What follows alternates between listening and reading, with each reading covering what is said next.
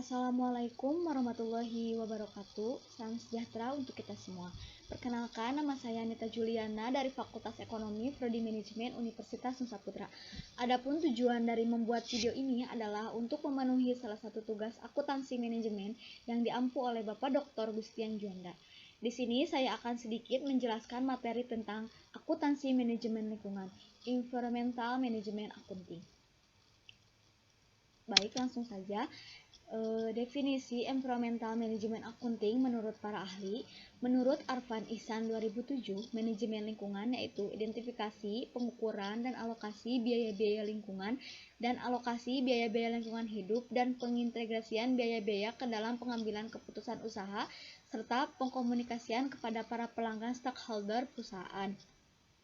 Yang kedua yaitu menurut IFASI 2005, manajemen lingkungan yaitu pengelolaan lingkungan sekaligus kinerja ekonomi organisasi melalui pengembangan dan implementasi sistem dan praktik akuntansi yang sesuai dengan kebutuhan perusahaan tersebut.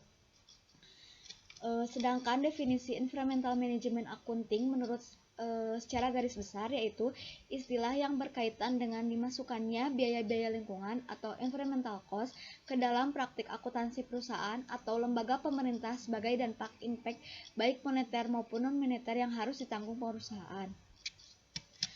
Ada 6 tujuan environmental management accounting. Yang pertama yaitu menghilangkan kesenjangan informasi karena tidak teridentifikasi biaya-biaya dan kerusakan lingkungan.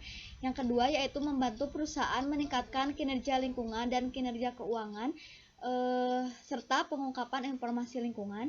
Yang ketiga yaitu berperan penting bagi perusahaan untuk fokus pada produk bersih, manajemen rantai pasok, produk hijau atau sistem pengelolaan lingkungan yang baik. Yang keempat yaitu perusahaan dapat mengenali dan mengurangi dampak lingkungan negatif dan praktik akuntansi konvensional.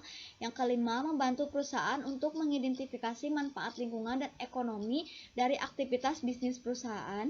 Yang keenam yaitu mengidentifikasi pengumpulan dan menganalisis informasi baik fisik dan moneter untuk pengambilan keputusan internal.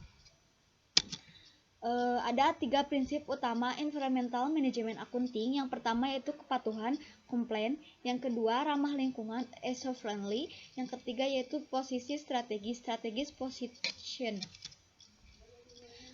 Ada 4 pengelolaan dan pengendalian biaya lingkungan.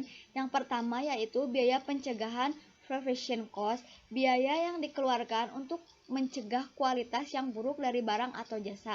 Contohnya biaya perencanaan produk ramah lingkungan, biaya seleksi dan evaluasi pemasok yang ramah lingkungan, biaya sertifikasi eksternal.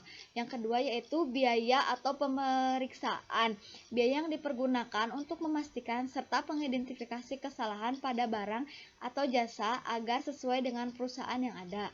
Contohnya biaya audit terhadap aktivitas lingkungan, biaya inspeksi terhadap proses maupun produk yang dikeluarkan, biaya pengembangan tolak ukur, dan biaya pengembangan tolak ukur.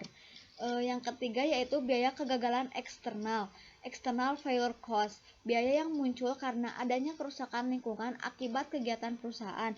Contohnya biaya pembersihan lingkungan yang tercemar, biaya ganti rugi kepada para pihak ketiga karena kerusakan lingkungan yang disebabkan oleh perusahaan.